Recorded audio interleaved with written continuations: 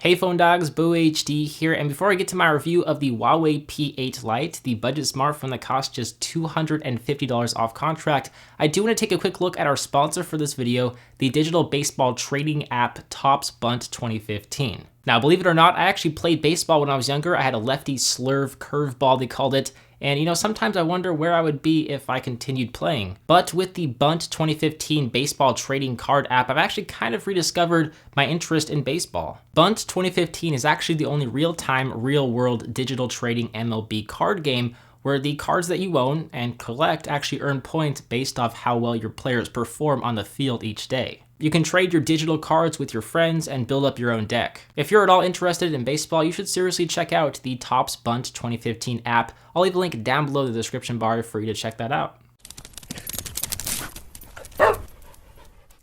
The Huawei P8 Lite is the budget-friendly version of the flagship Huawei P8. It's priced at $250 off contract and does make some sacrifices to be able to make it fit in this price range. For starters, the hardware consists entirely of plastic, so it doesn't feature any sort of premium build materials like metal, which is actually found on the P8.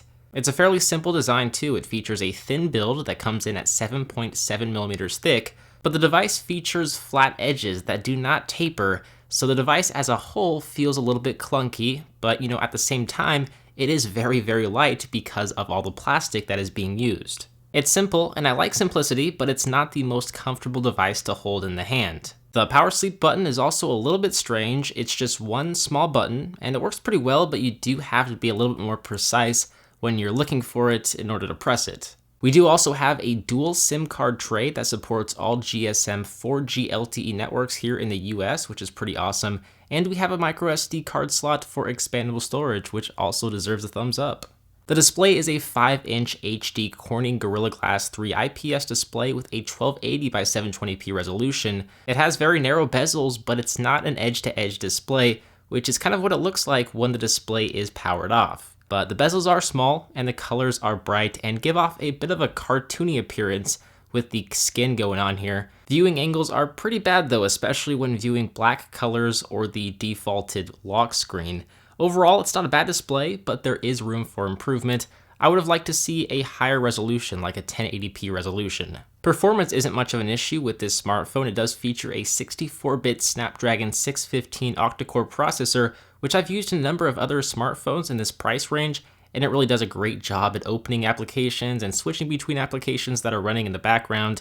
Paired with 2GB of RAM, and this phone doesn't really slow down much at all. The biggest visual complaint, in my opinion, has to do with the software. Now, it features a pretty heavy skin on top of Android 4.4.4 KitKat, so there are two things I have problems with in that sentence. First of all, well, I don't really care too much about a heavy skin. There are some pretty good heavy skins on Android, but this skin is pretty ugly in my opinion. The font is scaled very small, but mostly the notification panel is where I have a problem with aesthetically, as it just doesn't really look very elegant or modern. It kind of has an outdated appearance to it, but on the flip side, it is pretty useful as we have a lot of useful shortcuts or quick settings here. The other problem I have is that it is Android KitKat.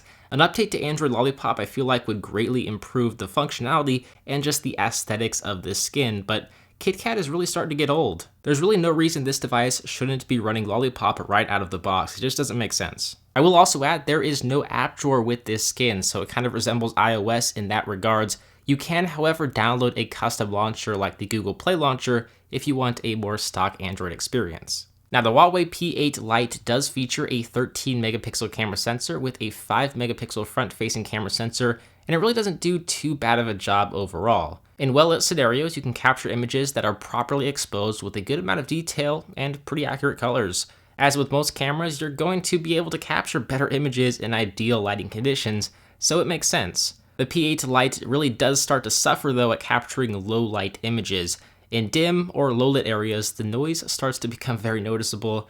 The image processing in this smartphone really does like to crush the black colors, which can be a good thing, but it does kind of leave pictures darker than they should be. But overall, it's not a bad camera at all, especially for the price, and Huawei did include some extra filters and software improvements here to further customize your images. Video quality though is pretty average. With a 13 megapixel camera sensor, you'd think that you'd be able to record 4K, but the max resolution is FHD 1080p. Not a big deal, but it is worth mentioning, and there is no optical image stabilization, so video quality can be a tad bit shaky.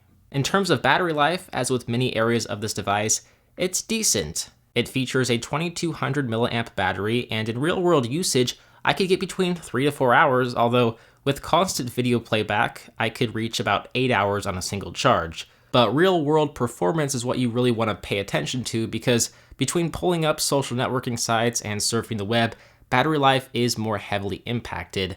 It's also important to note that this battery is non-removable, so if this battery starts to die over time, you'll either have to send it back to Huawei or you'll just have to deal with it. The speaker on this smartphone is very loud, but it's also a very sharp sound. It's not very deep sounding, it's kind of tinny, and while there are 2 speaker grills on the bottom here, it is a mono speaker and sound only resonates from the left side. Overall, the Huawei P8 Lite is the budget version of its attractive and premium bigger brother flagship smartphone, the Huawei P8. In order for it to reach its $250 off contract price point, it does make many sacrifices in almost every area of the device. With the Alcatel One Touch Idol 3 and the Asus Zenfone 2 on the market, it's really hard for me to recommend this device even though it does have a relatively affordable price. I mean, Huawei is a large Chinese company that doesn't really have much of a presence here in the United States. There's no question they can make attractive and functional devices. We've seen that in the past. We might even see a Huawei Nexus device, and I would have no problem with that. But as for the P8 Lite, it's going to need at least a $50 price cut before I can really recommend it over the competition. With that said, I'll go ahead and leave the Amazon listing of this device in the description for you to further check out and investigate for yourself. As always, guys, I'm BoHD from PhoneDog.com. I hope you enjoyed this video. Thank you for watching, and I will see you in the next one. See ya!